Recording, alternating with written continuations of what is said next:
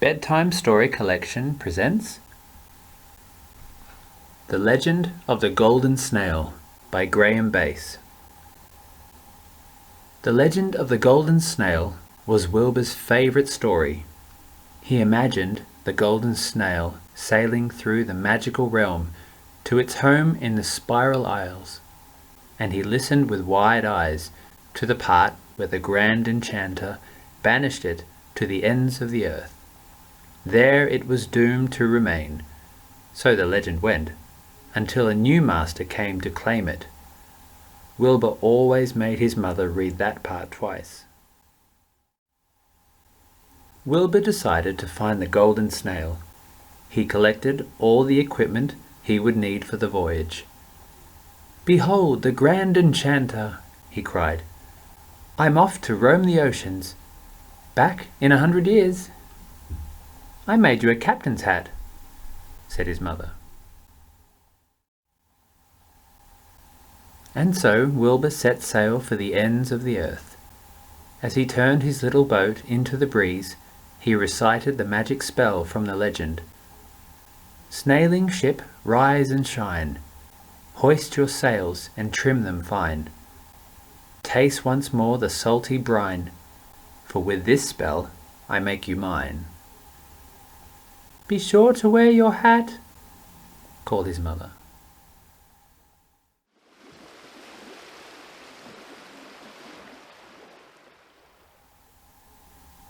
He came to a bush of blossoming butterflies.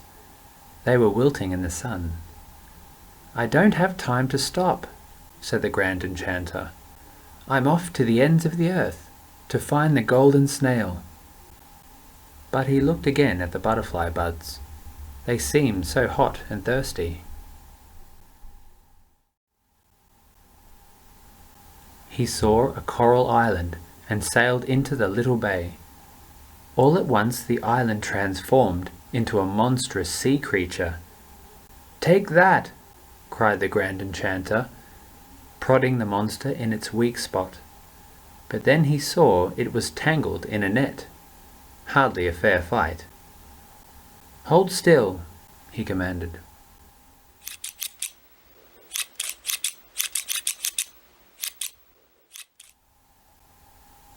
A motley crew of earwig pirates aboard a bulbous bottle boat were catching unlucky lanternfish and stealing their light bulbs. The Grand Enchanter considered what to do. Perhaps he should join the pirates, then betray them and take the treasure for himself. But it was late, and he had to press on for the ends of the earth, so he decided on a quicker and more courageous plan.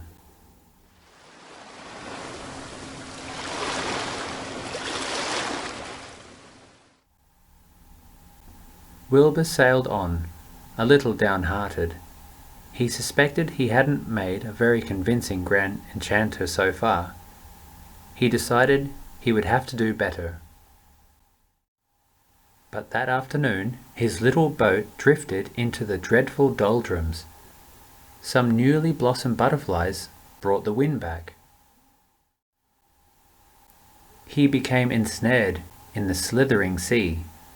A grateful friend arrived just in time. A wild storm blew him into the maze of madness. A glowing avenue of lights guided him safely onwards. Eventually, Wilbur came to the ends of the earth. A golden shell lay gleaming on the sand. "Oh," he said, "I thought it would be bigger." But Wilbur was determined to be a proper Grand Enchanter and roam the oceans for 100 years, maybe even 1,000. So he held up his arms and recited the magic verse. "Snailing ship, rise and shine. Hoist your sails and trim them fine." The earth shook, the sky rumbled, and the Golden Snail emerged from its slumber. It was bigger, much bigger. Wilbur's eyes grew wide, but he kept his nerve. "Taste once more the salty brine, for with this spell I make you mine." The magic spell was complete. The mighty beast sprouted masts and sails and a rudder, the snailing ship. It turned to its new master and waited for his command. The Grand Enchanter raised his arms high, but then he saw the heavy chains and the cruel collar with its bell. And there at the ends of the earth, after all his long years of journeying, Wilbur realized that he didn't want to be a Grand Enchanter after all. He thought back to the legend. Then he took off his hat and said, "I command you to take me to the Spiral Isles." The Golden Snail surged towards the crashing waves.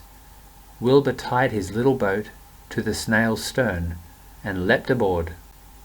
To his amazement, the mighty beast reared back on its keel and lifted up into the air.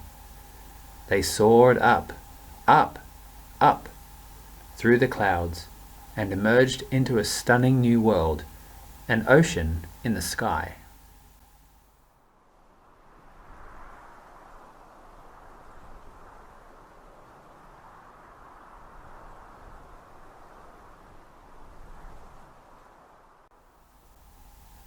They swept down to the Spiral Isles and dropped anchor in a sheltered bay of swirling mist. "I've brought you home," said Wilbur as he stepped ashore. He put his hat on again. "I hereby release you from your enchantment." The Golden Snail snorted in delight as the chains, collar, and bell fell away. The rope holding Wilbur's battered boat snapped.